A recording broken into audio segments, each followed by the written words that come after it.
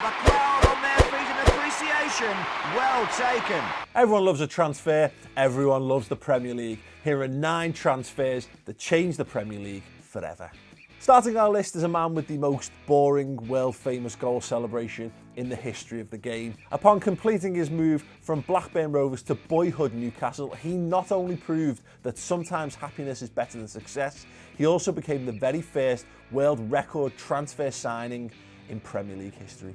Number 8, Lamana Lualua. In February 2004, he became the first interdivisional loan between 2 Premier League sides, moving from Newcastle to Portsmouth on a 3-month basis. In a double bout of interest on this one, Lualua actually scored an 89th minute equaliser for Portsmouth against Newcastle United.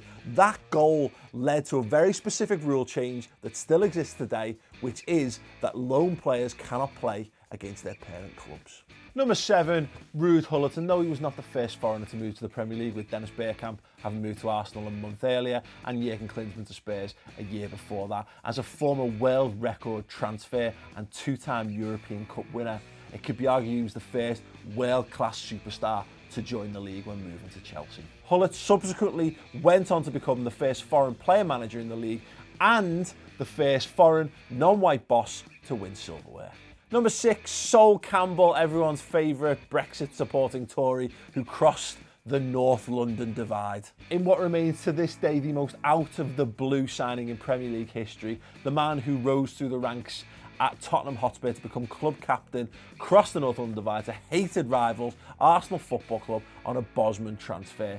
And though he wasn't the first Bosman involved in the Premier League, I think it can be argued that he proved that loyalty in football, even back then, was dead.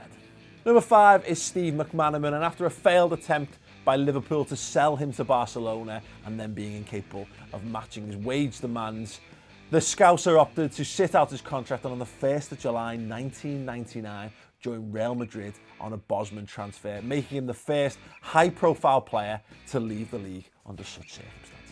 For number 4, August 2006 saw the shock signing of Javier Mascherano and Carlos Tevez for West Ham United. I say shock because at the time they were amazing on Football Manager, but more importantly for this list, it was because they were currently owned at the time by a third party. In this instance, the third party was in fact Kia Jarubchan, who reportedly retained the ability to decide where and when the players could be transferred.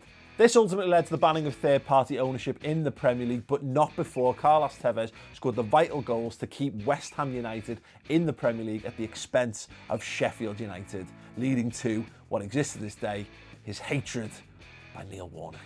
Robinho, aka the man who inspired the modern-day obsession with transfer deadline day, upon completing a shock move not to Chelsea but to the newly Sheikh-powered Man City for a then British transfer record of 32.5 million.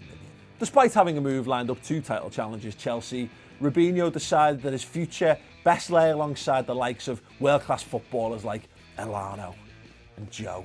So just remember, when you're sat in front of your telly, bored off your tits, waiting for something crazy or even vaguely interesting to happen, blame Robinho.